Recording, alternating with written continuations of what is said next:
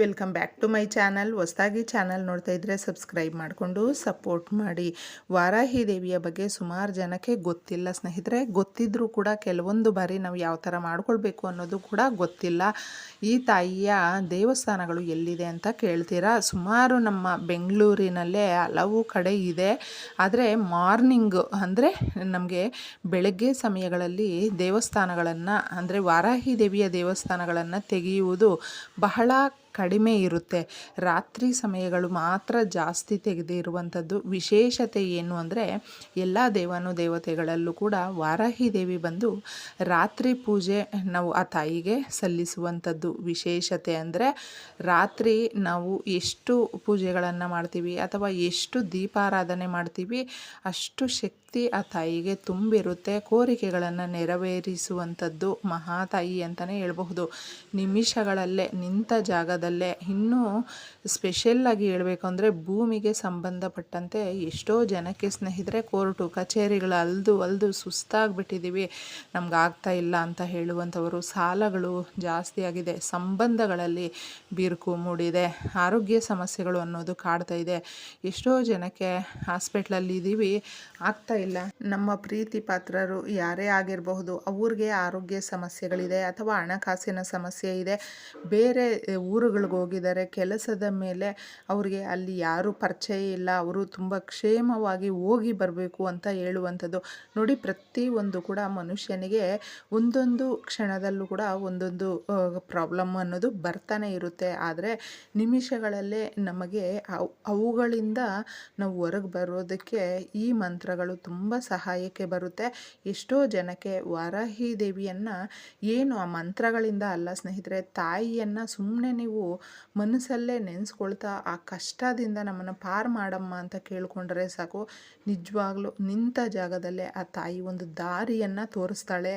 ಇದು ಎಷ್ಟೋ ಜನಕ್ಕೆ, ಲಕ್ಷಾಂತರ ಜನಕ್ಕೆ ಸ್ನೇಹಿತರೆ ಕೌಂಟ್ ಮಾಡ್ಕೊಳ್ಳೋದಕ್ಕಾಗೋದಿಲ್ಲ. ಎಲ್ಲ ರೀತಿಯಲ್ಲೂ ಕೂಡ ಸಮಸ್ಯೆಗಳನ್ನು ಬಗೆಹರಿಸಿ ಆ ತಾಯಿ ನಿಜವಾಗ್ಲೂ ಒಂದು ನಂಬಿಕೆಯನ್ನು ಮೂಡಿಸಿರುವಂಥದ್ದು. ಅದಕ್ಕೋಸ್ಕರ ಎಲ್ಲ ದಿನಗಳಲ್ಲೂ ಕೂಡ ಆ ತಾಯಿಗೆ ಶಕ್ತಿ ಅನ್ನೋದಿರುತ್ತೆ. ಇನ್ನು ಎಕ್ಸ್ಪೆಷಲಿ ಆ ತಾಯಿಗೆ ಪಂಚಮಿ, ಸಪ್ತಮಿ, ಅಷ್ಟಮಿ ಹಾಗೂ ಅಮಾವಾಸ್ಯೆ, ಹುಣ್ಣಿಮೆ ಅನ್ನೋದು ಇನ್ನೂ ಡಬಲ್ ಶಕ್ತಿಯನ್ನು ಕೊಡುವಂಥದ್ದು. ಅದಕ್ಕೋಸ್ಕರ ನೀವು ಈ ಸಾಧಾರಣವಾಗಿ ಭಾನುವಾರಗಳ ದಿನದಲ್ಲಿ ಇನ್ನೂ ಹೇಳಬೇಕು ಅಂದರೆ ಕೆಲವೊಬ್ಬರು ಸ್ನೇಹಿತರೆ, ಎಷ್ಟೋ ಜನ ಕೆಲವೊಂದು ಬಾರಿ ನಾವು ಮಂತ್ರಗಳನ್ನು ಹೇಳ್ಕೊಳ್ಳೋದು ಬೇಡ ಅಂತ ಹೇಳ್ತೀವಿ. ಅಂದರೆ ಹೆಣ್ಮಕ್ಳು ಪೀರಿಯಡ್ಸ್ ಆಗಿದ್ದರೆ, ಕೆಲವೊಂದು ಬಾರಿ ಏನಾದರೂ ನಾನ್ ವೆಜ್ ತಿಂದಿದ್ರೆ ಅಂತಹ ಸಂದರ್ಭಗಳಲ್ಲಿ ಹೇಳ್ಕೊಳ್ಬೇಡಿ ಅಂತ ಹೇಳಿದಾಗಲೂ ಕೂಡ ಎಷ್ಟೋ ಜನಕ್ಕೆ ಹಠಾತ್ತಾಗಿ ನಾವು ತಿಂದಿದ್ದೀವಿ, ಈಗ ಒಂದು ಪೀರಿಯಡು ಆಗಿಬಿಟ್ಟಿದೆ, ಆದರೆ ಸಮಸ್ಯೆ ಅನ್ನೋದು ಹೇಳಿ ಕೇಳಿ ಬರೋದಿಲ್ಲ, ಅಂಥ ಸಂದರ್ಭಗಳಲ್ಲಿ ಬಂದುಬಿಟ್ಟಿದೆ.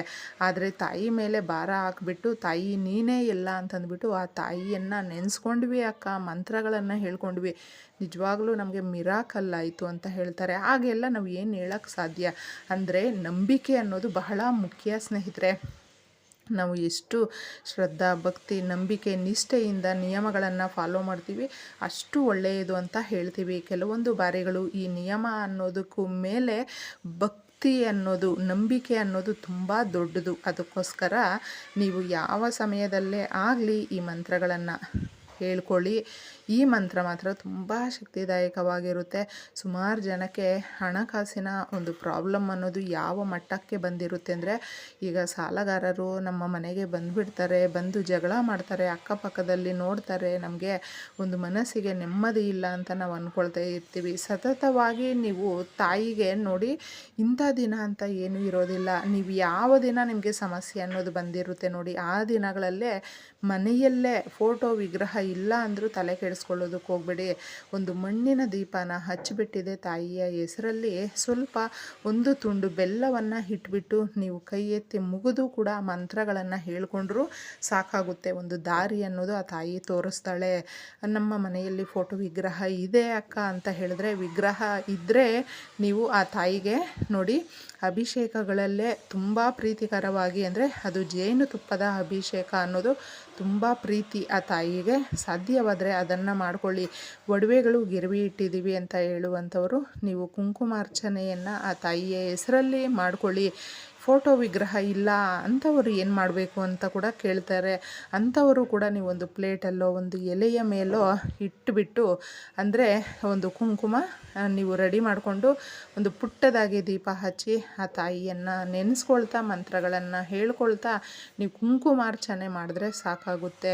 ನಿಜವಾಗ್ಲೂ ಎಷ್ಟೋ ಸಮಸ್ಯೆಗಳು ಕೂಡ ಬಗೆಹರಿದಿದೆ. ಕರ್ಪೂರದ ರೀತಿ ಕರಗೋಗುತ್ತೆ, ಅಷ್ಟು ಶಕ್ತಿದಾಯಕವಾಗಿರುತ್ತೆ. ಇನ್ನು ಎಷ್ಟೋ ಜನಕ್ಕೆ ಭೂಮಿಗೆ ಸಂಬಂಧಪಟ್ಟಂತೆ ಇರುವಂಥವರು ಆ ಸಮಸ್ಯೆಗಳನ್ನು ಬಗೆಹರಿಸ್ಕೊಳ್ಳೋದಕ್ಕೆ, ದೊಡ್ಡ ದೊಡ್ಡ ಕೋರಿಕೆಗಳನ್ನು ನೆರವೇರಿಸ್ಕೊಳ್ಳೋದಕ್ಕೆ ಆ ತಾಯಿಗೆ ತೆಂಗಿನಕಾಯಿ ದೀಪಾರಾಧನೆ ಮಾಡಿ ಅಂತ ಸುಮಾರು ವಿಡಿಯೋಗಳಲ್ಲಿ ತಿಳಿಸಿದ್ದೆ. ಆ ರೀತಿ ಮಾಡ್ಕೊಂಡಿರುವಂಥವ್ರಿಗೂ ಕೂಡ ಉತ್ತಮವಾದ ಫಲವನ್ನು ಕೊಟ್ಟಿರುವಂಥದ್ದು ಆಗಿದೆ. ಹಾಗೂ ನಿಂಬೆ ಹಣ್ಣಿನ ಪರಿಹಾರಗಳು ಮಾತ್ರ ಬೆಸ್ಟ್ ರಿಸಲ್ಟು. ನಿಮ್ಮ ವ್ಯಾಪಾರದ ಸಂಸ್ಥೆಗಳ ಹತ್ತಿರ, ನಿಮ್ಮ ಮನೆಯಲ್ಲೂ ಕೂಡ ಒಂದು ಸಮಸ್ಯೆಗಳು ಜಾಸ್ತಿ ಇದೆ ಅನ್ನುವಾಗ ನೀವು ನಿಂಬೆ ಹಣ್ಣನ್ನು ತಗೊಂಡಿದ್ದೆ ಅದರ ಮೇಲೆ ನಿಮ್ಮ ಕಷ್ಟ ಕೋರಿಕೆ ಏನೇ ಇರಬಹುದು ಅದನ್ನು ಬರೆದುಬಿಟ್ಟು ದೇವ್ರ ಮನೆಯಲ್ಲಿ ಫೋಟೋ ವಿಗ್ರಹ ಇಲ್ಲ ಅಂದ್ರೂ ಒಂದು ಪ್ಲೇಟಲ್ಲಿ ಇಟ್ಬಿಟ್ಟಿದೆ ಕೇಳಿಕೊಂಡು ಮಾರನೇ ದಿನ ಅದನ್ನು ನೀವು ಯಾರು ತುಳಿದೇ ಇರುವ ಪ್ರದೇಶದಲ್ಲಿ ಹಾಕಬಹುದು. ಈ ಥರ ಮಾಡ್ಕೊಳ್ತಾ ಬಂದಾಗ ಆ ಸಮಸ್ಯೆಗಳಿಂದ ನಾವು ಪಾರಾಗ್ತೀವಿ. ಒಂದೇ ಮಾಡ್ಕೊಳ್ಬೇಕು ಅಂತ ಏನೂ ಇಲ್ಲ. ಈಗ ತಿಳಿಸ್ತಾ ಇರುವಂಥದ್ದು, ರಾತ್ರಿ ನೀವು ಮಲಗುವಾಗ ಈ ಮಂತ್ರವನ್ನು ಹೇಳ್ಕೊಳ್ಳಿ 9-11 ಬಾರಿ. ಈ ಥರ ಹೇಳ್ಕೊಂಡಿದ್ದೆ ಆರಾಮಾಗಿ ಮಲ್ಕೊಳ್ಳಿ. ಬೆಳಗಾಗೋದ್ರಲ್ಲಿ ನಿಮಗೆ ಏನೋ ಒಂದು ಶುಭ ಸುದ್ದಿ ಅನ್ನೋದು ನಮಗಾಗಿ ಕಾಯ್ತಾ ಇರುತ್ತೆ ಅಂತಂದ್ಬಿಟ್ಟು ಒಂದು ಪಾಸಿಟಿವ್ ಆಗಿ ಹೇಳ್ಕೊಳ್ತಾ ನೀವು ಮಲಗಿ, ನಿಮಗೆ ಆ ತಾಯಿ ಯಾವುದೋ ಒಂದು ದಾರಿಯಂತೂ ಸ್ಪಷ್ಟವಾಗಿ ಕಾಣಿಸುವ ರೀತಿ ಮಾಡ್ತಾಳೆ. ಯಾಕಂದರೆ ನಿಮ್ಮ ಪ್ರಾಬ್ಲಮ್ ನಿಮಗೇ ಗೊತ್ತಿರುತ್ತೆ. ಬೇರೆಯವ್ರ ಹತ್ರ ಹೇಳ್ಕೊಂಡ್ರೆ ಅದು ಸಮಸ್ಯೆ ಅನ್ನೋದೇ ಗೊತ್ತಾಗೋದಿಲ್ಲ ಬೇರೆಯವ್ರಿಗೆ. ಇಷ್ಟು ಮಾತ್ರಕ್ಕೆ ಇಷ್ಟೆಲ್ಲ ಹೇಳ್ತಾ ಇದೆಯಾ ಅಂತ ಅಂದ್ಕೊಳ್ತಾರೆ. ಅಂದರೆ ಅವರವರ ಕಷ್ಟ ಅವ್ರಿಗೇ ಗೊತ್ತಿರುತ್ತೆ. ಅದಕ್ಕೋಸ್ಕರ ಅದು ಯಾವುದು ದೊಡ್ಡದು ಚಿಕ್ಕದು ಅನ್ನೋದು ಮ್ಯಾಟ್ರ್ ಆಗೋದಿಲ್ಲ. ನಿಮ್ಮ ಸಮಸ್ಯೆಗಳು ಬಗೆಹರಿಸ್ಕೊಳ್ಳೋದಕ್ಕೆ ನಿಮಗೆ ನಂಬಿಕೆ ಅನ್ನೋದು ಇರಬೇಕು. ಈ ಮಂತ್ರ ಕೂಡ ಈ ರೀತಿ ಇದೆ. ಓಂ ಯಂಗ್ ಶ್ರೀಂ ಹೆಂಗ್ ಅಂತಂದ್ಬಿಟ್ಟು ನೀವು ಯಾವುದ್ರಲ್ಲಾದರೂ ಬರ್ಕೊಳ್ಳಿ, ಸಮಸ್ಯೆ ಇಲ್ಲ. ದಯವಿಟ್ಟು ಪೂರ್ತಿಯಾಗಿ ವಿಡಿಯೋವನ್ನು ವೀಕ್ಷಿಸಿ ಸಮಸ್ಯೆಗಳಿಗೆ ಯಾವ ಥರ ಬಗೆಹರಿಸ್ಕೊಳ್ಬೇಕು ಅನ್ನೋದು. ಕೆಲವೊಂದು ಬಾರಿ ನಮಗಾಗಿ ನಾವು ಒಂದು 5-6 ನಿಮಿಷ ಸಮಯನ ಇಡೋದು ಅದು ಎಲ್ಲೂ ವ್ಯರ್ಥ ಅನ್ನಿಸ್ಕೊಳ್ಳೋದಿಲ್ಲ ಸ್ನೇಹಿತರೆ. ಮಾಡಿಕೊಳ್ಳಿ ನಂಬಿಕೆಯಿಂದ. ಇದನ್ನು ನೀವು ಬರೆದುಬಿಟ್ಟು ಹೇಳ್ಕೊಳ್ಳಿ ಅಥವಾ ಸ್ಕ್ರೀನ್ಶಾಟ್ ಹೊಡೆದು ಕೂಡ ಹಾಗೆ ಹೇಳ್ಕೊಳ್ತೀವಿ ಅನ್ನೋದಾದರೂ ಕೂಡ ತೊಂದರೆನೇ ಇಲ್ಲ, ಹೇಳ್ಕೊಳ್ಬಹುದು. ಈ ರೀತಿ ನೀವು ಹೇಳ್ಕೊಳ್ತಾ ರಾತ್ರಿ ಮಲಗಿ ಬೆಳಗಾಗೋದ್ರಲ್ಲಿ ಕೆಲವೊಂದು ದಿನಗಳಲ್ಲೇ ಅದು ಅವರವರ ಕರ್ಮ ಫಲದ ಮೇಲೆ ನಿಂತಿರುತ್ತೆ. ನಾವು ಕರ್ಮಯೋಗಿಗಳು ಕೆಲಸ ಮಾಡ್ತಾ ಈ ಪರಿಹಾರಗಳನ್ನು ಮಾಡ್ಕೊಳ್ಬೇಕಾಗುತ್ತೆ. ಇದನ್ನು ನೆನಪಲ್ಲಿಟ್ಕೊಳ್ಳಿ. ಕಾರ್ಯ ಮಾಡಿ ನಾವು ಎದುರು ನೋಡಬಾರ್ದು. ತಾಯಿ ಕೊಡ್ತಾಳೆ ಆಶೀರ್ವಾದದ ರೂಪದಲ್ಲಿ. ಎಲ್ಲವೂ ನಮಗೆ ಯಾವ ಸಮಯಕ್ಕೆ ಏನು ಬೇಕು ಅನ್ನೋದು ಆ ತಾಯಿಗೆ ಗೊತ್ತಿರುತ್ತೆ. ಮಾಡ್ಕೊಳ್ಳಿ. ಒಳ್ಳೆಯದಾಗಲಿ. ಧನ್ಯವಾದಗಳು.